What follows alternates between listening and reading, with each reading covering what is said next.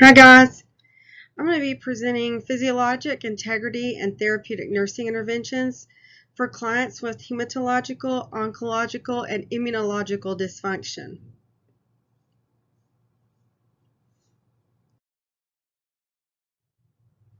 Okay, so this is what I'm going to need you to do. We're going to be primarily working from your Erden textbook, the critical care book.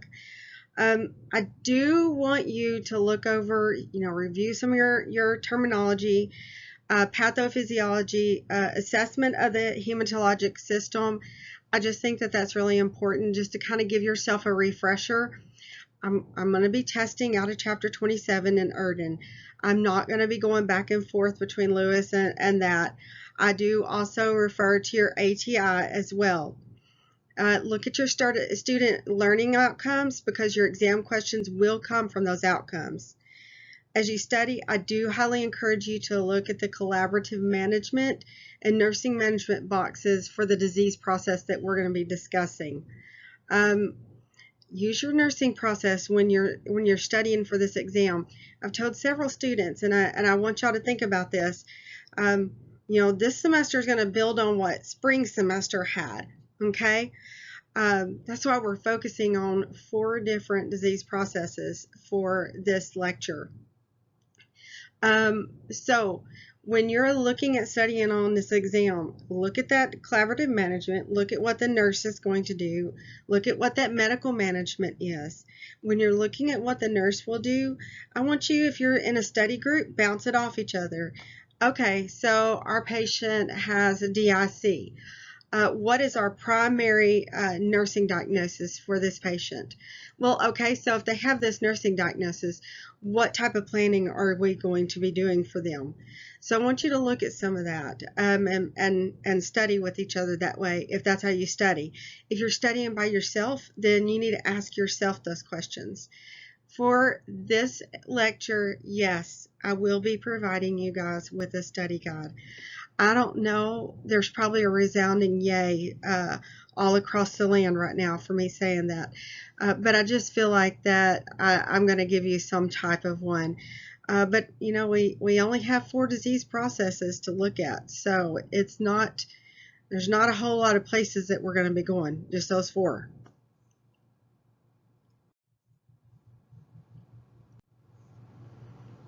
So here's a little mini review. I'm just giving you normal platelets. You need to look at that.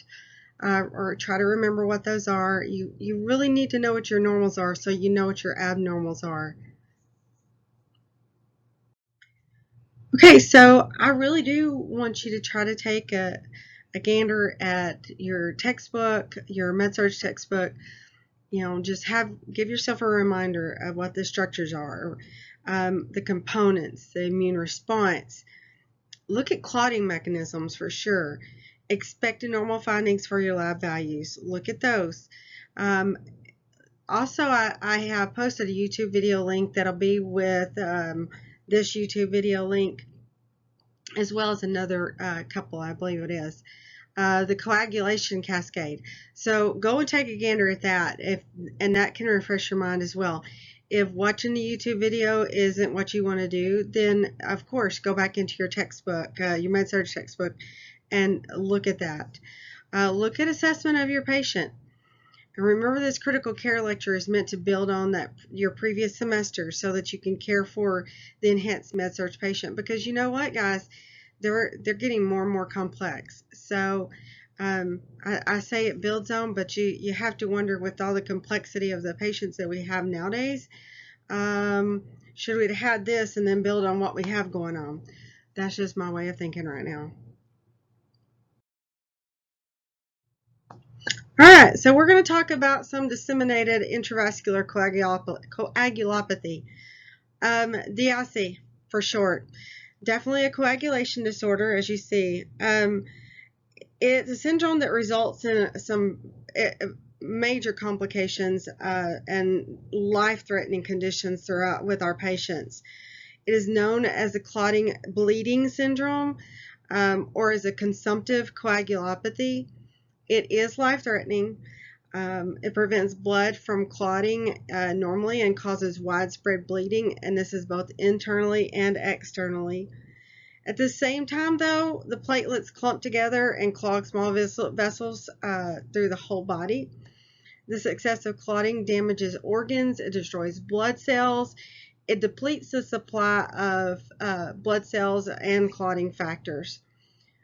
Whatever the cause, why this happens to our patients, whatever it is, it seems that the main triggering factor is damage to the endothelium that results in activation of the clotting mechanism. As this out of control clotting develops, and I think of it as like a snowball effect, you know, how, well, we in Arkansas don't get to make snowballs, but you see them on TV, how, you know, little cartoon characters make a snowball and they roll it down the hill and it becomes a big massive thing. And this is what this kind of reminds me of. It gets into my head as this way. I kind of like comparisons. But what happens is all the organs, they just become ischemic and they ultimately fail with all this bleeding and then it's clotting. The body's response is the activation of the fibrinolytic system. As plasmin breaks down the fibrin clots that have developed, coupled with the depleted circulating factors, clotting factors, you get excessive bleeding that occurs. Death is imminent if this destructive cycle is not interrupted, and we hope that we can stop it. We see a lot of head injury patients with this. You see a lot of, not a lot of, but we have seen, you know, our maternity patients with this.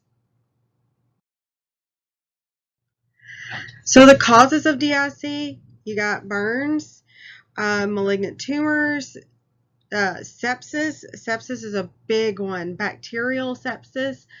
Although all these can cause DIC, sepsis, particularly that caused by the gram-negative organisms, can be identified as a culprit in about 20% of the cases. So it does make it the most common cause of DIC. Heat stroke, incompatible blood transfusions, reactions, or massive blood transfusions, shock or low blood flow, trauma, we want to talk about head injuries, obstetric complications, liver disease, some cancers, leukemia, and then some snake bites. Since I'm not in lecture and doing this face-to-face and I'm doing this online, I guess one of the benefits, and y'all might just have a little laugh through the middle of this lecture, is that I can pause and delete several times, which I have on this slide, maybe 5, because I keep messing up one word or the other and it bothers me. So I'm doing my slide all over again. But one thing I want to tell you is that this probably seems a little bit redundant, but what you have here is a list of what happens with DIC in order. This is what goes on. But one of the critical facilitators of DIC is the release of a transmembrane glycoprotein, and this is called tissue factor, TF. And the activation of this extrinsic coagulation pathway, then it releases the thrombin that results in the activation of the intrinsic pathway.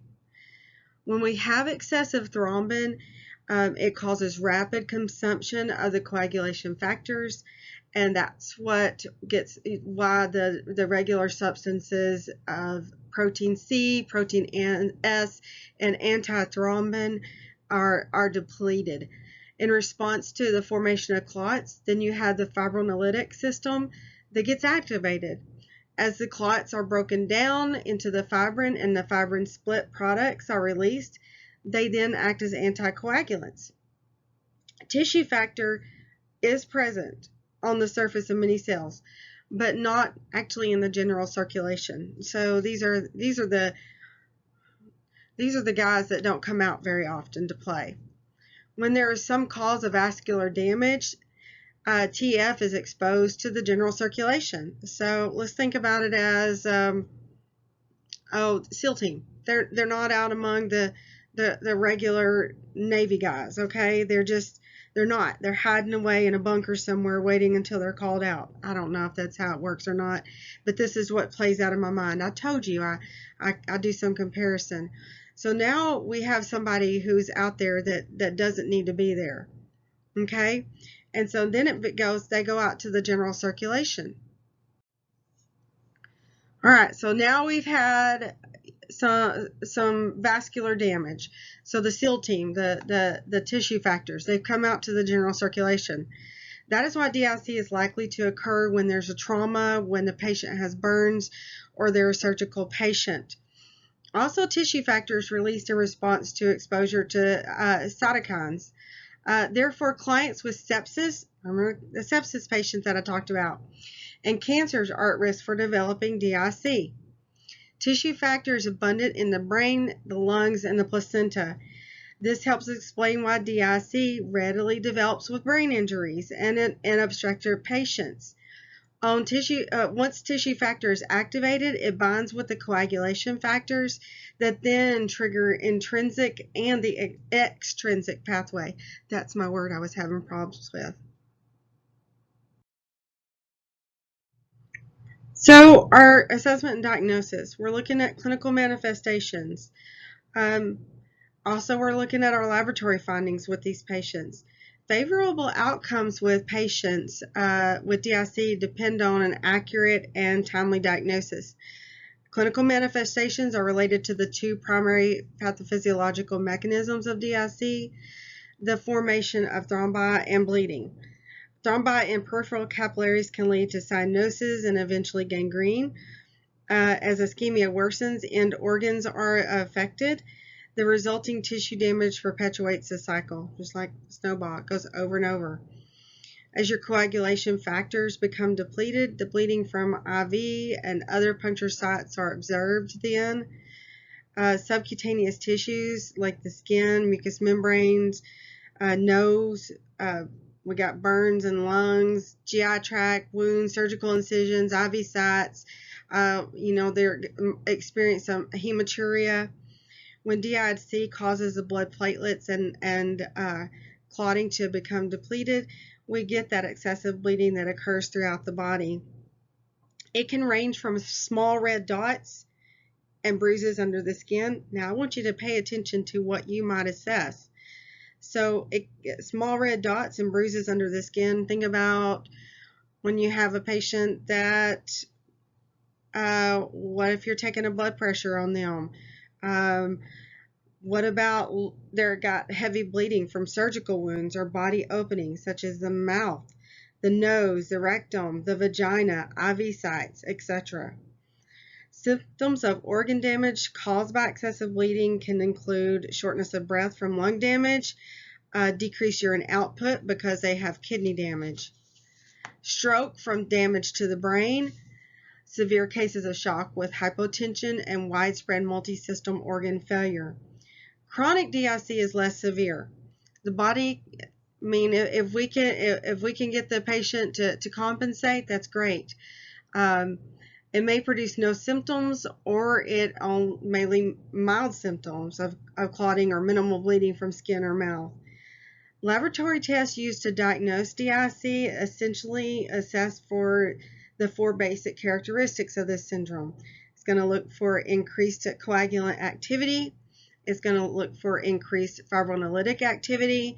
It's going to look at impaired regulatory function, and it's going to look at some end organ failure.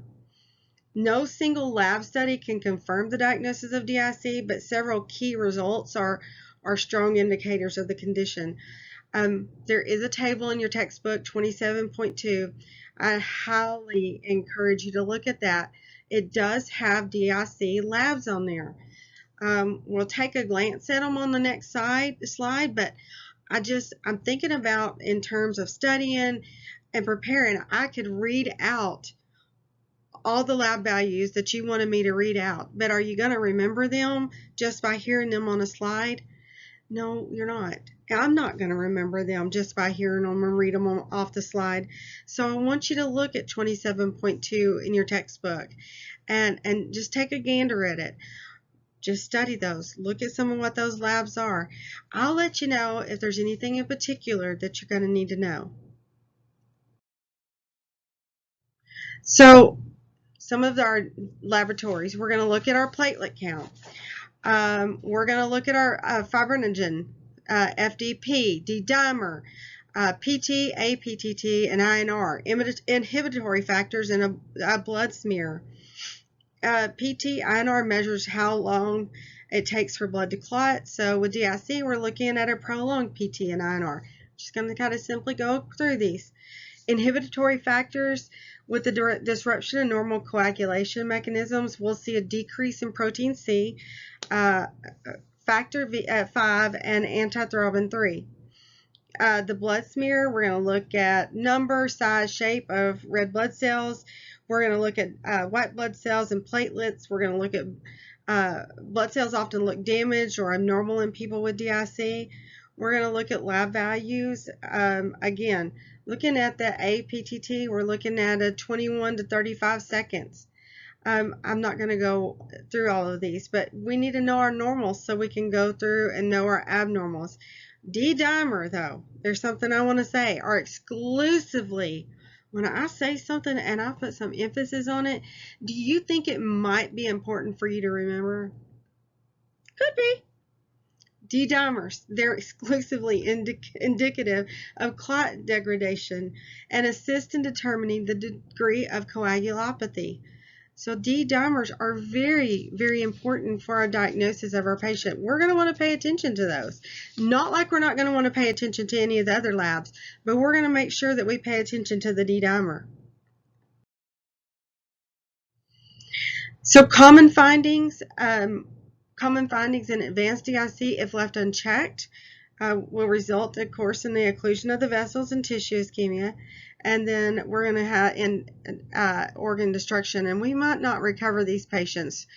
Do you think? I mean, I said that there's some patients that have chronic DIC, and they were able to compensate, but if left unchecked and we didn't catch it as a nurse, some of the things that we're changing on our patient, then we've stepped off into ugly ground there.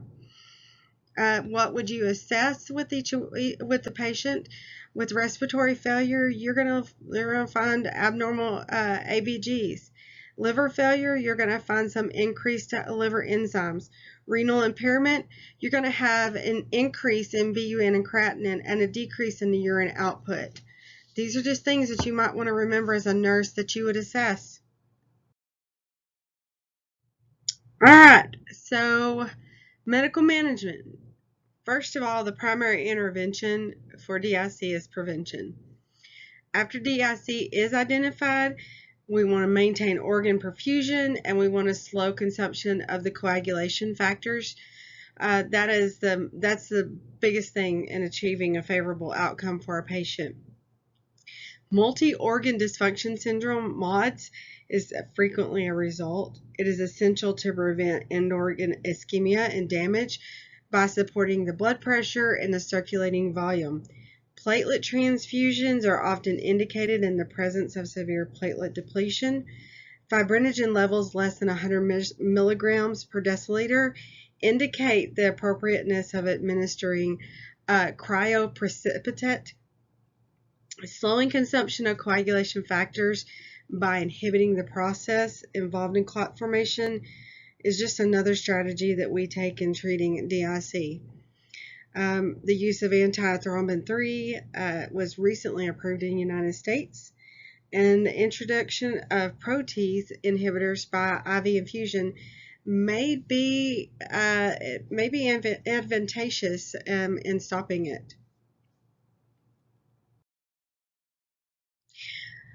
All right, so for the treatment, heparin used to prevent the formation of future clots, but it can be a controversial one to use. It can be contraindicated, rather.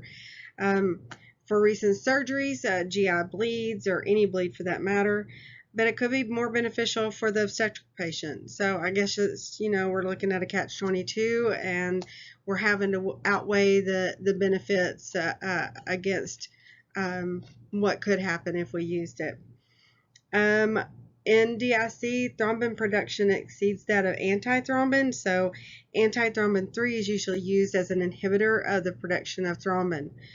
Xigris, it was approved by the FDA in 2001, but the producers removed the product. There were some safety concerns that stated Xigris was not to be started in new patients, and those receiving the treatment should be stopped. So Xigris is one that for a while was used with great results, and now it's not. So we don't have a lot to use. But we, as nurses, can support our patients and take care of them well. We want to make sure we're supporting their vital functions, initiating bleeding precautions with them, providing comfort and emotional support, and maintaining surveillance for complications. And you know, emotional support has never been as big as what it is right now. With COVID-19 out there, we have so many patients in the hospital that we as nurses are learning how to, we almost are substitute family members. I shouldn't say we, I always include everybody as one conglomerate group, but you know, the nurses that are out there, and some of y'all are probably working with these same patients, and I applaud y'all for stepping in to be those substitute family members when the patients can't have their own family there. The critical care nurse, we have to be able to recognize and support clients' physiological functions. We need to closely monitor their vital signs, their hemodynamic parameters, intake and output, and appropriate lab values. That way we can make sure that we're administering and titrating meds appropriately. Awareness of the client's bleeding potential, because we have to make adjustments to our normal nursing interventions. For example, the nurse avoids unnecessary venipunctures by using the existing arterial or venous lines. It is imperative to provide psychosocial support through the crisis, provide spiritual support as requested. You know, you may have some patients that are like, I just don't, that ain't for me. But you have a lot of patients out there, and especially our elderly. I mean, they're pretty spiritual, and they want some support from someone, and we might have to step in and be that for them. The primary intervention in DIC is prevention. Again, I can't say that enough. Be aware of the conditions that commonly contribute to the development. That way you can monitor your patient very well when you know that they have recently had a baby, or they've had a brain injury, or they are going septic. You need to remember these things so that you can keep DIC in the back of your mind. After it's identified, we have to keep a close monitor on them. All right, so we're going to talk about a type of thrombocytopenia that we can see in our critical care patients. It's a form that's seen, and there's two types, okay? Heparin-induced thrombocytopenia, and you have type 1 HIT, and you have type 2 HIT. And yes, I am going to say HIT because I don't want to have to say heparin-induced thrombocytopenia each time. Type 1 is the most common form, and it is a non-immune mediated response to heparin therapy. You see that in about 10 to 20% of patients. Type 2 HIT is immune-mediated HIT, and it is less common, is much more serious. You'll see it in maybe 1 to 3 patients, okay? The second form, we'll talk about that, like I said, it's not as common, but it is more serious. It's characterized by severe thrombocytopenia during heparin therapy. Diagnostically, it is identified by a platelet count less than 50,000, or at least a 50% decrease from the baseline platelet count from the initiation of therapy. With type 1, the first onset, just going all over the place there, occurs between 5 to 10 days from the exposure, but onset from re-exposure may happen within hours. Drugs commonly associated with it: anti-neoplastic agents, heparin, Bactrim, Did not know that. Rifampin, vancomycin, amiodarone, valproic acid, and H2 blockers. The thrombocytopenia that occurs with the immune-mediated hit is related to the formation of a heparin antibody complexes. These complexes release a substance known as platelet 4, PF4. PF4 then attracts. It's like, ooh, come on, heparin molecules, come to me. And it forms an immunogenic, I'm sorry, I didn't mean to shake my table, complexes that adhere to platelet and endothelial surfaces. Activation of platelets stimulates the release of thrombin and the subsequent formation of platelet clumps. Patients with immune-mediated hit are at greater risk of thrombosis than bleeding. Vessel occlusion can result in the need for a limb amputation, stroke, acute myocardial infarction, and death. The resultant formation of fibrin platelet-rich thrombi is the primary characteristic of HIT that distinguishes it from other forms of thrombocytopenia and gives rise to its more descriptive name, the white clot syndrome.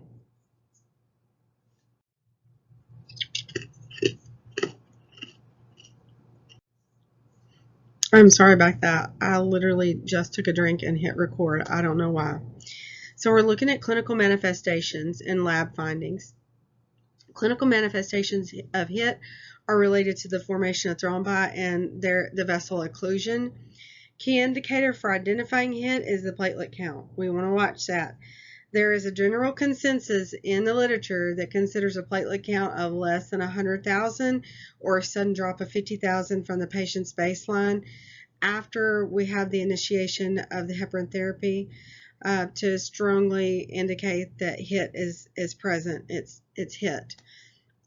Two types of assays have become available to assist in confirming the diagnosis of HIT. You have the activation assay based on platelet aggregation or the release of granular contents such as serotonin, and assays that identify with the HIT antigen.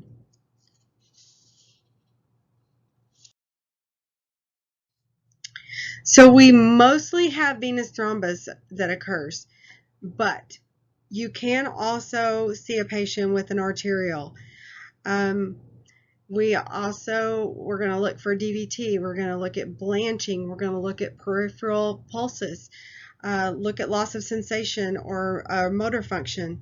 With our neuro, we're going to look at confusion. What about a headache, impaired speech? Acute MI, we're going to look for a shortness of breath. We're going to look at pallor. We're going to look at chest pain and alterations in the patient's blood pressure.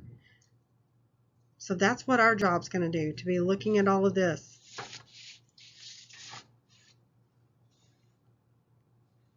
There. Okay. Early identification is critical to managing the effects of the immune-mediated HIT. Current guidelines do suggest that for high-risk patients, platelet count monitoring be performed every 2 to 3 days from day 4 to day 14. Now, I said earlier 5 to 10, but you've got 4 days to 14 days, and it covers that 5 to 10 day range. So you need to remember this. The current guidelines, 2 to 3 days from day 4 to day 14. When a decrease in the platelet count is detected, we want heparin therapy to be stopped and the patient to be tested for heparin antibodies. Direct thrombin inhibitors can be used to treat HIT. DTIs bind together directly to the thrombin molecule, and it inhibits its action. I'm going to butcher this name, and we hang it all the time at 10B. There it is, right there. Argatroban. Argatroban. I'm sorry. I'm just butchering the name. I can't be the only one that butchers drugs names. I just can't. But it is the only medication approved for use in the United States at the present time. Nursing management of the patient with HIT incorporates a variety of patient problems. We'll look at nursing priorities that direct towards decreasing the incidence of heparin exposure, maintaining surveillance for complications, providing comfort and emotional support, and educating the patient and family, ensuring that all heparin exposure all heparin has been removed from the patient's hemodynamic pressure monitoring system. Avoid heparin-coated catheters. We want to discontinue heparin flushes. That's very essential. Patients with HIT remain at high risk. And I just want to go back. To that for just a minute, because my mother, before she passed away, she was in liver failure and her platelet counts were in the tank. I mean, before she passed, we were up there around the 50 to 60,000 mark, and then right before she passed, she was down in the 20s. So this is what I'm going to say. Be sure that you think about that, because not all family members know that you don't do a heparin flush.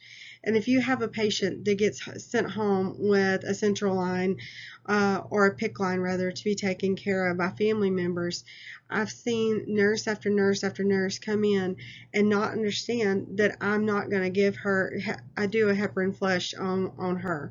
So I want you to remember that. If you can't remember anything else, remember that for Dr. Coucher, for your patients, that she wants to pass on what she learned with her mother to y'all, so it can pass on to other patients.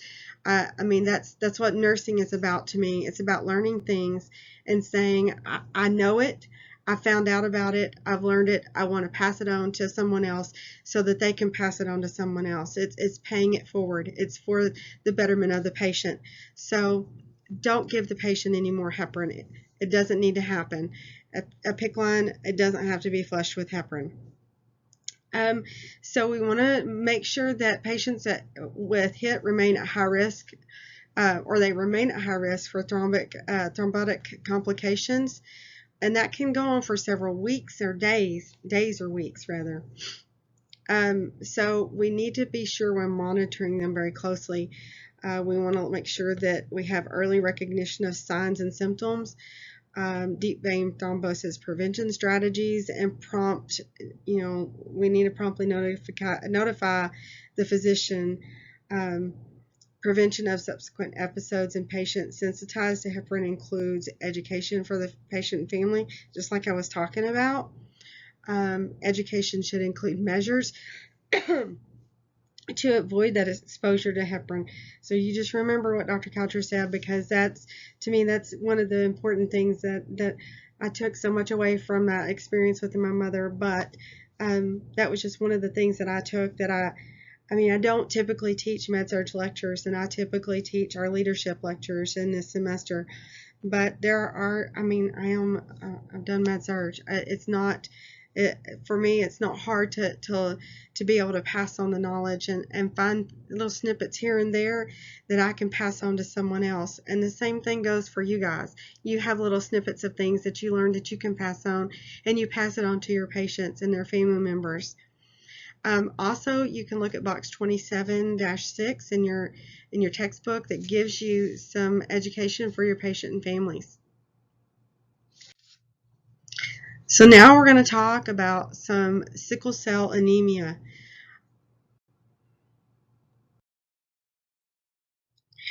Okay, so sickle cell anemia is a disease that's passed down through families in which the red blood cells form an abnormal sickle or crescent shape. The sickle-shaped cells have a very shortened lifespan. They're unable to carry adequate oxygen to tissues, and they become trapped in the vasculature. They cause pain. They're at high risk of infection, and these patients have life-threatening complications. And if you've never taken care of a sickle cell patient who comes in and I don't know, we may not bring them in for pain management any longer. Things have changed so much from when I practiced, because I was practicing on a women's health med-surg floor, and I practiced there for 5 years.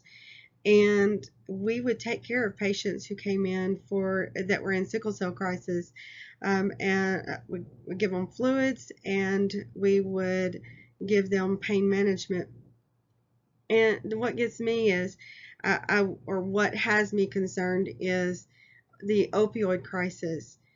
Are we taking pain management away from these type of patients? That's a concern to me. I worry about that. I worry about if they're suffering, because it is a painful condition. So I'm sorry, sidebar there, but it just is something that comes to my mind about these patients. SCA is an autosomal recessive genetic disorder.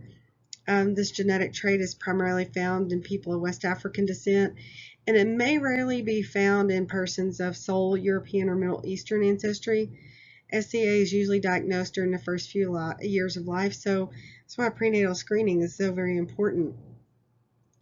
I'm not going to go through all of the sequence of the mutation, but what ends up happening is these sequences get changed, these genes on the hemoglobin one, and so the substitution of all of these different proteins and amino acids and things that get changed around that leads to the production of a hemoglobin S. And when deoxygenated, red blood cells containing predominantly hemoglobin S distort into that crescent or that sickle shape. In this form, the hemoglobin becomes rigid and it becomes friable. It causes vaso-occlusion in small vessels of the circulatory system. The red blood cells become lodged in the vascular and the microcirculation, and it causes stasis, obstruction of blood flow, and damage to the surrounding organs. So they end up with tissue ischemia. They could have an infarction, and if not corrected eventually, necrosis. So in addition to hemolysis of red blood cells, they also have anemia. So our broken down patho of SCA, chronic inflammatory condition, results in hemolysis, vaso-occlusion, can also occur due to physiological stress. So if a patient is overexerted, if they have muscle tissue ischemia, dehydration, infection, extreme temperatures, these are things that we have to think about with our SCA patient and make sure that we're teaching them appropriately and make sure that we're taking care of them appropriately. I'm not even going to touch on the critical care aspect until we switch our slides here, but I'm just thinking of a patient that even on the med-surg floor, remember I was talking about the heparin with my mother? Think about your sickle cell anemia patient. Think about them. If they're on the med-surg floor, maybe they've come in for one reason and they could go into a crisis from what we're not doing for them. I'm thinking about encouraging them to drink. Dehydration. I'm going with a very simple one right now. If you've ever had surgery and you've had anesthesia for anything, you know that you have absolutely zero appetite. Nothing tastes good to you. So it may be hard for them to drink if they've come in and they're doing fine, they've had surgery, maybe their IV is off, we just have a hep block in. I'm just thinking of all kinds of things that we can think about for our patient. And I mean, you're probably thinking, Dr. Coucher, you're way overthinking it, but I'm not. I'm thinking from the bottom up of what could happen and what we can do ourselves to stop it. The clinical manifestations, your patient may present with a low-grade fever. They might have bone or joint pain, pinpoint pupils, inability to follow commands, photophobia, tachycardia, tachypnea, decreased respiratory excursion, hepatomegaly, non-palpable spleen, and pretibial ulcers. So initial lab studies that we'll do, we're going to have a complete blood count. We're going to make sure that we do a peripheral blood smear, quantitative hemoglobin electrophoresis. Sickle cells will constitute 5 to 10% of the blood smear, and an elevated reticulocyte count greater than 10% is characteristically accompanied by the presence of Hal-Jolly bodies. Typically, an elevated WC count occurs during the following during or following a crisis. So tests might include an indirect bilirubin level, which will be elevated following hemolysis. We're gonna, excuse me, sorry about that. So I said that the white blood cell count could be elevated, and that can happen following a crisis. I said that we're gonna do the indirect bilirubin level, which may be elevated following hemolysis. And then there's the haptoglobin level, and that's a protein found in the blood serum. It's going to be low or absent because it can't be replaced quickly enough after severe hemolysis.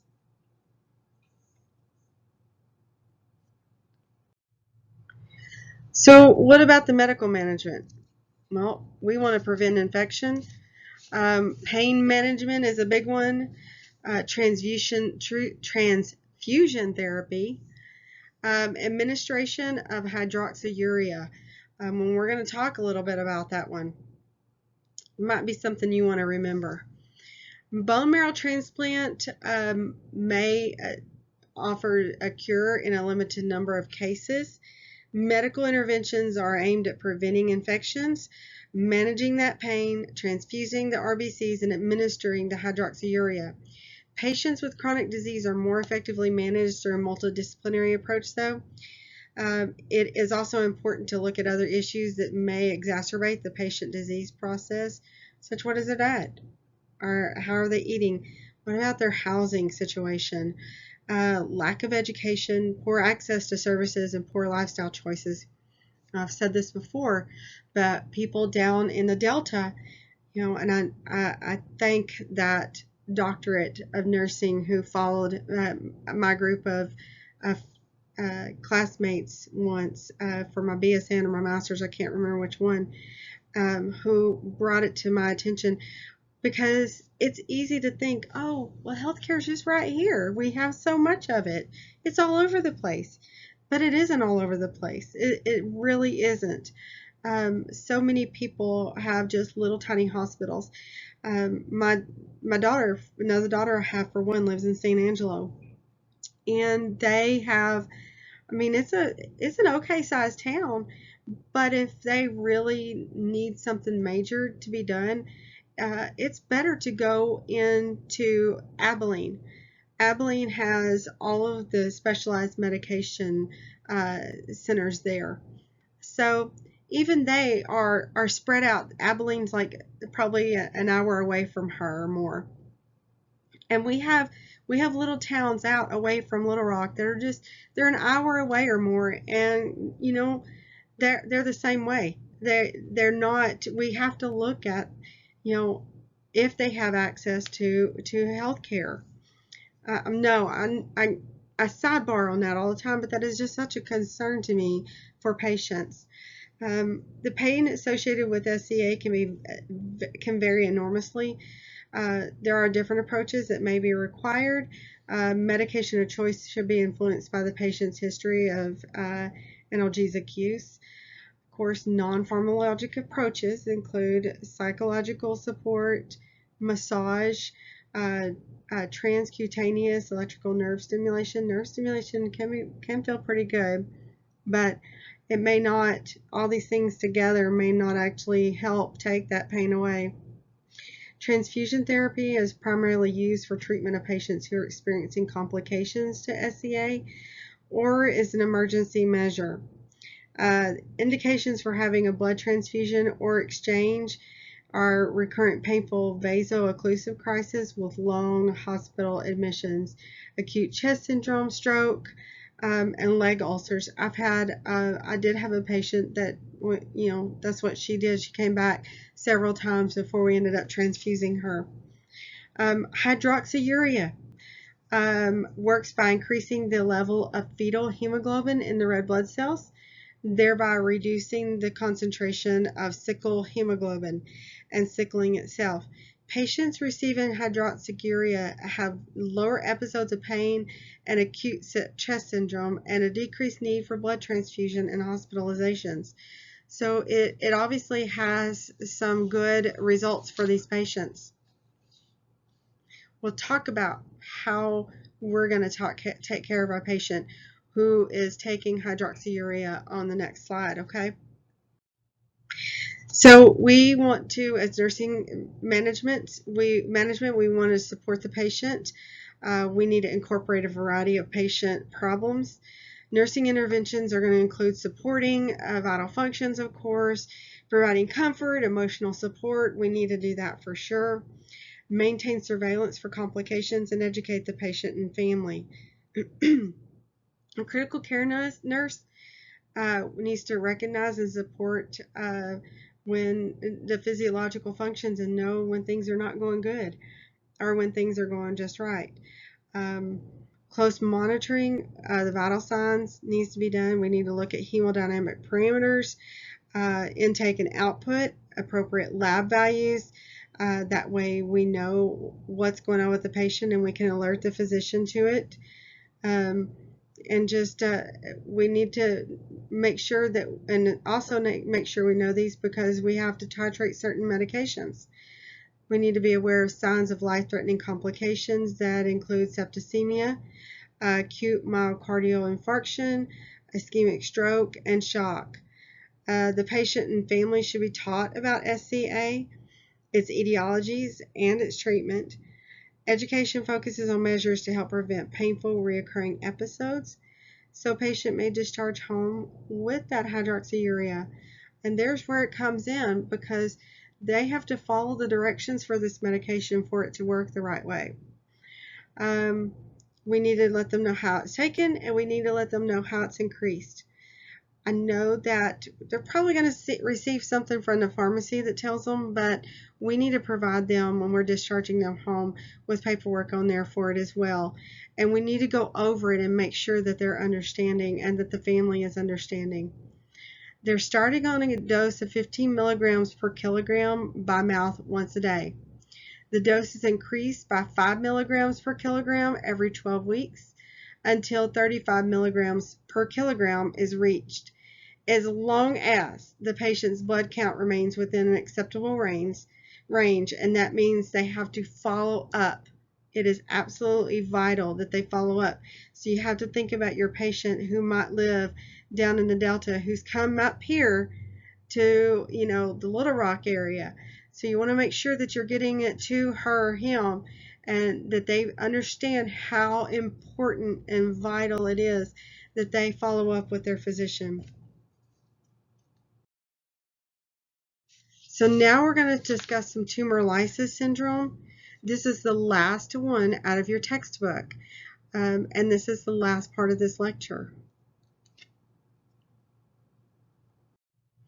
All right, so tumorlysis syndrome.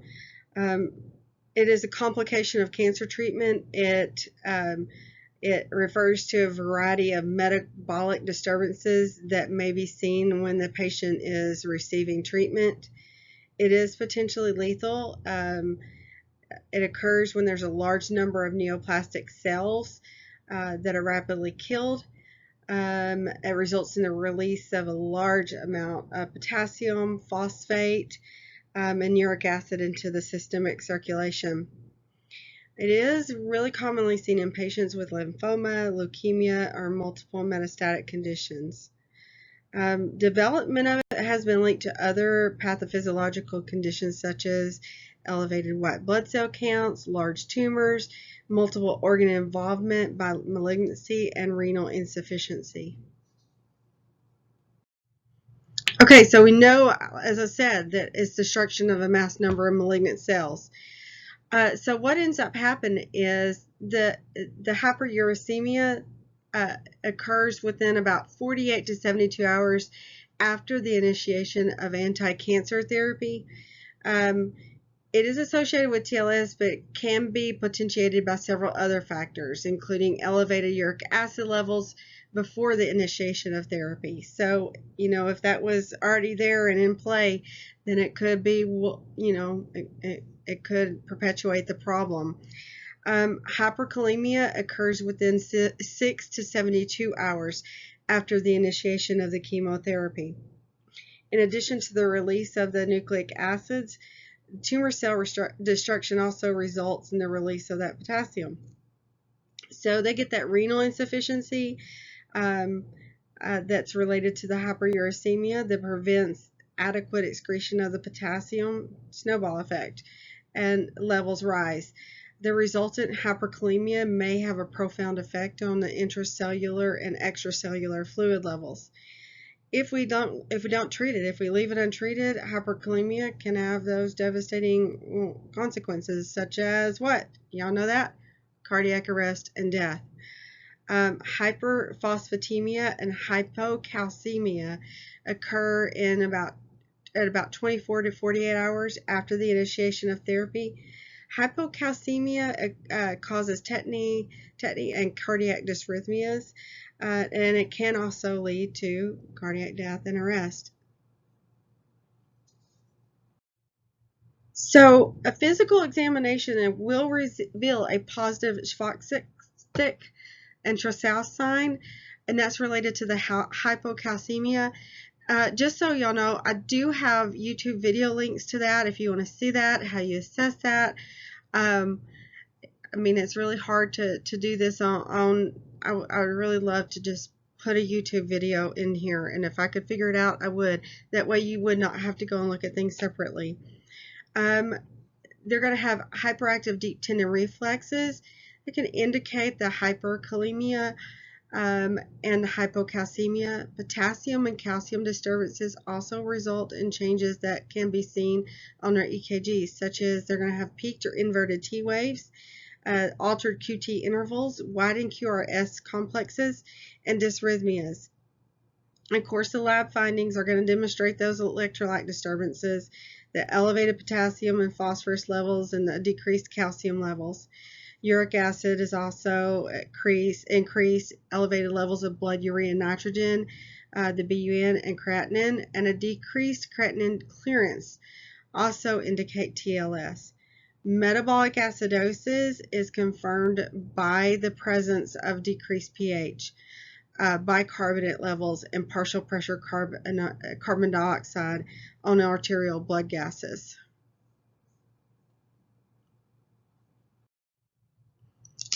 So what is going to be the medical management for this patient? It's going to be aimed at maintaining adequate hydration, treating the metabolic imbalances, and preventing life-threatening complications. We want to give IV fluids that may be necessary early in the course of treatment if inadequate hydration exists. We want to do an isotonic saline. Normal saline reduces serum concentrations of the uric acid, phosphate, and potassium. And it just so happens that as I'm doing this lecture, there was a pharmacology lecture that went right along with this on this one right here. Electrolytes and arterial blood gases are closely monitored. Dietary restrictions, what do we want to take out? We want to take out potassium or phosphorus. The goals in treating hyperuricemia are to inhibit uric acid formation and to increase renal clearance.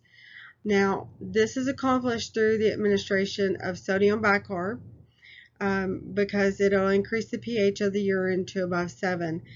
And that increases the solubility of the uric acid and prevents subsequent crystallization. If they have crystallization, what's going to happen? They could have even some gout that comes up. Allopurinol administration can also inhibit uric acid formation. If potassium levels rise dangerously, goodness, I am tripping all over my words, and I'm so sorry. If potassium levels rise dangerously, there, I've got that out. Kayexalate may be given if the patient is oliguric. Glucose and insulin infusions may be given to facilitate lowering the potassium levels. A 10% solution of calcium gluconate may be administered to prevent life-threatening dysrhythmias. Phosphorus binding in acids can be used also for treating the hyperphosphatemia, and calcium gluconate may be required to replace the calcium. What are we going to do? We're going to monitor our patient. We're going to monitor their fluid and electrolytes. We want to provide comfort and emotional support. We want to make sure that we have ongoing assessment, that's monitoring the surveillance for complications. We want to educate our patient and family. We need to make sure that they understand what the signs and symptoms are. We might need to insert a catheter. We need to ensure that we have an IV line that is open, that's good. We need to make sure they have adequate intake and output. Seizure precautions need to be instituted with these patients, especially if their calcium levels are disrupted. Insertion of an NG tube if they become have nausea and vomiting and unable to hold anything down. Dietary adjustments might be necessary, such as potassium or phosphorus restrictions. And potassium restrictions, you're looking at bananas and oranges, cantaloupe, honeydew, apricots, grapefruit, and some dry fruits. And if you're thinking about it, we're giving it antacids, so we're needing to make sure that our patient doesn't get constipated.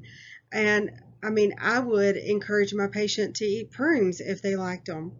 But if we're having to limit their potassium-rich foods, then I cannot encourage my patient to go and eat some prunes. But they have to, cook spinach, potatoes, sweet potatoes. I mean, I'm looking at some of knowing some of these things and seeing some of our elderly patients. They are not going to want to cut out their sweet potatoes, peas, and zucchini and mushrooms. Now, I don't know about pumpkins, but leafy greens, those are the things that they're going to need to limit what they take. And we probably need to put a restriction number on there for them. We need to also make sure that with the administration of the antacids, that we're doing something like maybe Miralax daily to ensure that their stools are soft, so that they'll be able to go poo. I'm just going to talk real, okay? Education is key to success for any patient, and I mean success in treating their conditions, and being able to make sure that they're monitoring for problems and increased problems. So they need to know potential risk factors with the use of their medications as well. And we need to make sure, and I say this a lot in like farm lectures, but we need to make sure what all medications that they're taking, and just go and do a brief research and find out if there's any contraindication for them taking that medication with something else that we might be giving them.